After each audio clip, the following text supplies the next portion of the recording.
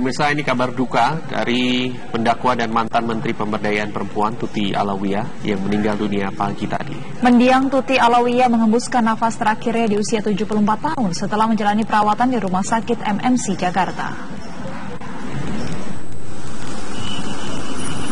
Pendakwah yang juga mantan Menteri Pemberdaya Gunaan Aparatur Negara, Tuti Alawiyah, tutup usia pagi tadi sekitar pukul 7:15 waktu Indonesia Barat. Tuti meninggal dunia setelah menjalani perawatan di Rumah Sakit MMC Jakarta Selatan. Lebih dari 1 bulan, Rektor Universitas Islam Asy-Syafi'iyah ini dirawat di rumah sakit akibat penyakit komplikasi yang dideritanya. Sejak pagi, kerabat dan sanak saudara sudah berdatangan ke rumah duka Tuti Alawiyah di kawasan Jatiwaringin, Pondok Gede, Bekasi untuk menyampaikan bela sungkawa. Tuti Alawiyah wafat meninggalkan 5 orang anak dan 13 cucu.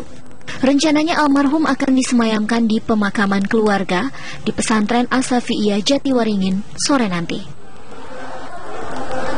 Dari Jakarta, Nakota Yeshida Ihsan Zahri, TV One mengabarkan.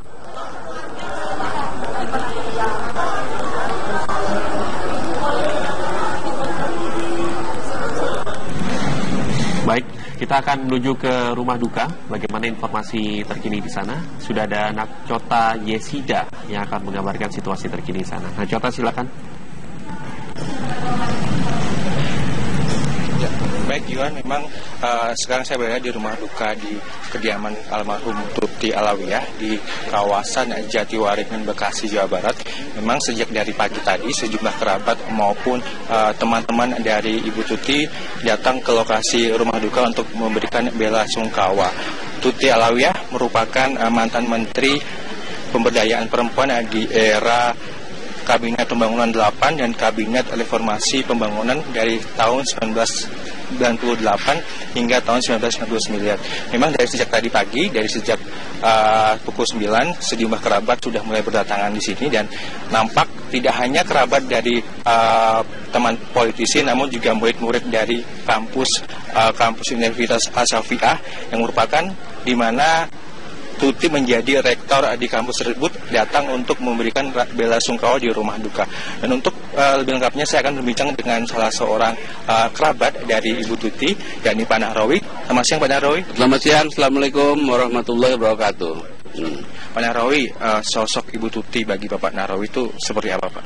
Sosok Ibu Tuti bagi kami adalah beliau seorang pemimpin, beliau seorang panutan, beliau seorang guru, dan beliau seorang tokoh nasional dan internasional yang patut menjadi ikutan kita, sehingga sifat dan pengabdiannya kepada bangsa dan negara, bahkan kepada manusia di dunia ini itu patut menjadi contoh suri toladan. Jadi pendek kata, beliau mempunyai banyak sekali jasa, baik bagi umat Islam maupun bagi bangsa dan negara yang kita cintai ini, dan demikian juga bagi sebagian dari bangsa di dunia ini, karena beliau aktif juga di dunia internasional. Itulah sosok yang artinya membanggakan dari almarhumah Ibu Hajah Tuti Alawiyah. Pak Nahrawi, sejak kapan Bapak mengenal Ibu Tuti dan keluarganya, apakah juga Bapak mengenal anak dan cucu-cucunya? Iya, kebetulan saya dari Betawi, beliau juga dari Betawi. Dari kecil kita udah tahu itu Ibu Hajah Tuti Alawiyah. Bahkan kemudian lebih akrab lagi ketika berjuang untuk bangsa dan negara, berjuang untuk meningkatkan ketakwaan dalam keagamaan, berjuang dalam ilmu di Universitas Islam Asy-Syafi'iyah. Jadi sosok beliau tidak asing lagi bagi kami, dan kami adalah bagian dari beliau, gitu ya. Pak, sebagai kerabat, mungkin adakah pesan untuk keluarga baik anak maupun cucu dari Ibu Tuti sendiri? Iya, pesan kami adalah yang pertama, mari kita doakan almarhumah mendapat tempat terbaik di sisi Allah Subhanahu wa Ta'ala. Kalaupun ada kekeliruan, pasti tidak disengaja, dan mari kita maafkan dan mudah-mudahan diampuni oleh Allah. Bagi keluarga yang ditinggalkan, kami berharap bahwa ikhlas. Beliau sudah mengabdi dan ini adalah kehendak Allah. Oleh karena itu mari kita doakan mendapat tempat yang terbaik, dan salah satu di antara keturunannya menggantikan Ibu Hajah Tuti Alawiyah untuk memimpin organisasi ini, memimpin perjuangan agama, memimpin perjuangan bangsa dan negara yang kita cintai ini. Ya, pemirsa, memang rencananya jenazah Ibu Tuti Alawiyah akan dimakamkan sore ini di pemakaman keluarga, yakni di pesantren Asyafi'ah di kawasan Jatiwaringin, Bekasi. Kembali ke Juan. Ya baik, Cota sampaikan salam turut berbelasungkawa kami dari sini kepada keluarga almarhum yang ditinggal. Baik. Ya pemirsa, nama Tuti Alawiyah dikenal sebagai salah satu pendakwa di tanah air yang merupakan anak dari ulama besar Kiai Haji Abdullah Syafi'i. Ya, di masa pemerintahan B.J. Habibie, ia pernah menjabat sebagai Menteri Negara Peranan Wanita.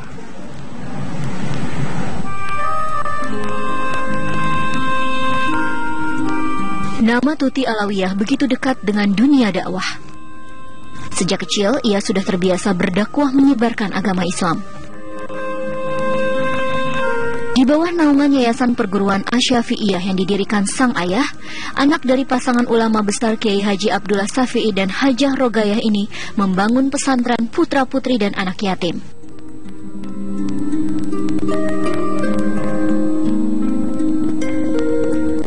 Sebagai pendakwah, sepak terjang Rektor Universitas Islam Asyafi'iyah ini patut diacungi jempol. Ia pernah berceramah di 5 benua dan diundang pemerintah Amerika Serikat untuk bertemu dengan para tokoh dari berbagai agama dan lembaga sosial dunia. Tuti juga merupakan pendiri banyak organisasi dan institusi Islam dan pernah bergabung di Ikatan Cendekiawan Muslim Indonesia, Majelis Ulama Indonesia, dan organisasi lainnya. Kiprahnya di dalam dunia politik pun tak dapat dipandang sebelah mata. Ia pernah menjabat sebagai anggota Majelis Permusyawaratan Rakyat tahun 1992 hingga 2004 dari utusan golongan. Ia juga pernah menjabat sebagai Menteri Negara Peranan Wanita di Kabinet Pembangunan 7 di akhir pemerintahan Soeharto dan masa pemerintahan B.J. Habibie. Di usia ke-74 tahun, wanita pendakwah ini tutup usia. Ia meninggal dunia setelah sebelumnya dirawat di Rumah Sakit MMC Kuningan, Jakarta Selatan.